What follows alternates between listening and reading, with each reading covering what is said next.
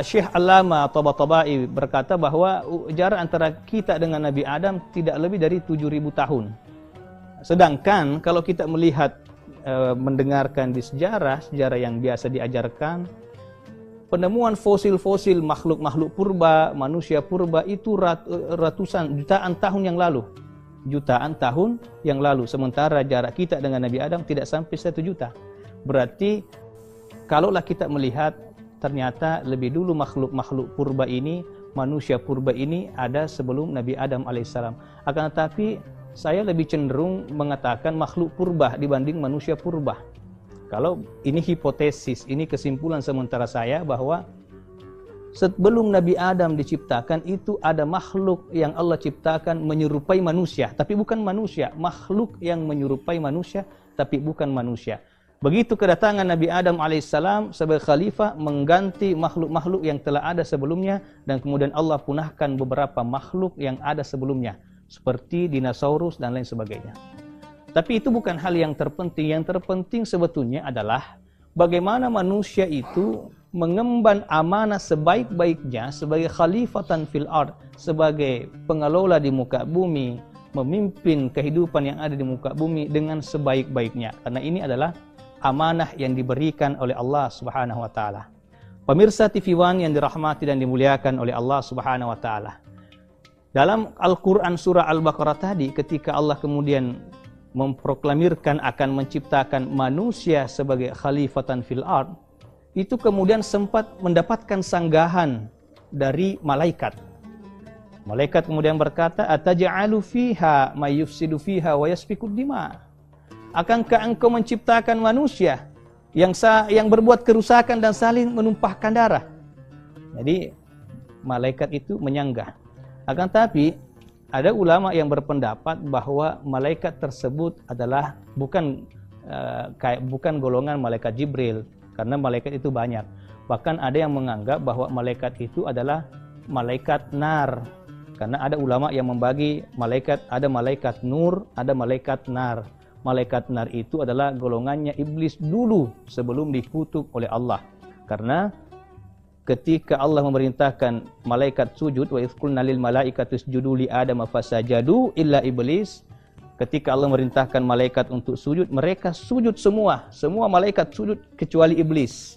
Berarti iblis dulu juga termasuk golongan malaikat, tapi malaikat nar yang tercipta dari api, bukan malaikat nur. Kemudian iblis membangkang, maka berubah nama. Dulu namanya Azazil, kemudian dikutuk oleh Allah karena pembangkangannya, berubah menjadi Azazil, dipecatlah menjadi malaikat. Ini ada ulama yang berpendapat seperti itu. Maka kemudian malaikat itu bahkan memproklamirkan dirinya, wa nahnu nusabbihu bihamdika wa nuqaddisu lak. Sementara kami ini nusabbihu, bertasbih kepadamu, mengkuduskan engkau ya Allah, mensucikan engkau ya Allah. Qala, maka Allah berkata, inni a'lamu ma la ta'lamun. Sesungguhnya aku mengetahui apa yang kalian tidak ketahui. Dan ketika itu Allah ingin membuktikan bahwa ternyata Adam itu berbeda dari makhluk yang lain.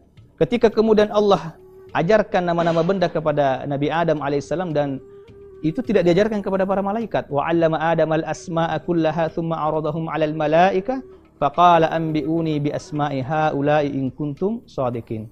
Allah kemudian mengajarkan nama-nama benda kepada Nabi Adam alaihissalam, dan itu tidak diajarkan oleh Allah kepada para malaikat-malaikat yang lain. Ini salah satu kemuliaan manusia Allah ciptakan. Jadi manusia itu, pemirsa yang dirahmati Allah, manusia itu adalah makhluk yang sempurna. Laqad khalaqnal insana fi ahsani taqwim. Telah Allah ciptakan manusia dalam bentuk yang paling sempurna. Makanya kalau ditanya, itu manusia itu asalnya dari mana? Mungkin sebagian dari kita akan menjawab manusia itu berasal dari tanah. Ya kan? Berasal dari tanah. Tapi lebih sempurnanya ialah manusia itu min salsalin min hama'in masnun. Manusia itu berasal dari tanah dan air, berasal dari lumpur. Lumpur itu kan kandungannya tanah dan air. Ketika kemudian Allah ciptakan manusia yang berasal dari tanah dan air, nah itulah fisiknya manusia. Ketika Allah pertama kali membentuk fisiknya manusia. Jadi dalam tubuh kita, pemirsa, itu ada unsur tanah, ada unsur air, angin, dan api. Unsur tanah dan air itulah awal mula penciptaan manusia, di mana tanah dan air itu berasal dari sorga. Sementara api dan angin itu berasal dari neraka. Tanah dan air asalnya dari sorga. Makanya di Al-Quran dijelaskan di dalam sorga itu tajri min tahtihal anhar. Dalam sorga itu mengalir di bawahnya sungai-sungai. Berarti kalau ada sungai, ada airnya, ada tanahnya. Sementara di neraka namanya nar. Nar itu artinya api. Maka kemudian sesungguhnya dalam diri manusia ada dua kecenderungan. Fa'alhamaha fujuraha wa taqwaha. Ada kecenderungan berbuat buruk, ada juga kecenderungan berbuat baik, berbuat takwa, tergantung daripada pribadi masing-masing orang tersebut. Makanya sebetulnya manusia itu kampungnya di akhirat. Nabi Adam diciptakan mula-mula di surga, kampungnya di surga. Ya, kampung kita di surga sebetulnya. Makanya kalau kita mau pulang kampungnya di surga. Asalnya kita dari tanah air, dari tanah dan air, dan tanah dan air itu berasal dari surga. Maka kemudian manusia semestinya pulangnya ke surga Allah Subhanahu wa taala. Mudah-mudahan kita berpulang ke surga Allah Subhanahu wa taala. Amin ya rabbal alamin. Maka pemirsa yang dirahmati Allah, itulah makanya menurut Imam Syafi'i, ketika manusia itu bersuci, yang bisa dipakai bersuci adalah sesuatu yang berasal dari surga, tanah dan air. Kalau misalkan kita mau wudu pakai air, nggak ada air pakai tanah, tayamum. Kemudian misalkan ember kita dijilat anjing, cara ngebersihinnya 1 kali tanah 7 kali air, ataukah dibalik 7 kali tanah 1 kali air. Tidak ada satupun ulama yang mengajarkan bahwa ketika sudah buang hajat tidak ada air, pakai api, nyalain kompor ataukah nyalain kipas angin, nggak ada. Kecuali mazhab Imam Hanafi, beliau berkata bahwa dalam hal-hal tertentu api itu bisa saja dipakai bersuci. Misalkan ini kan bangunan dibangun, ada batu bata, ada batu bata. Itu kan nggak ada jaminan bahwa batu bata itu suci dari najis.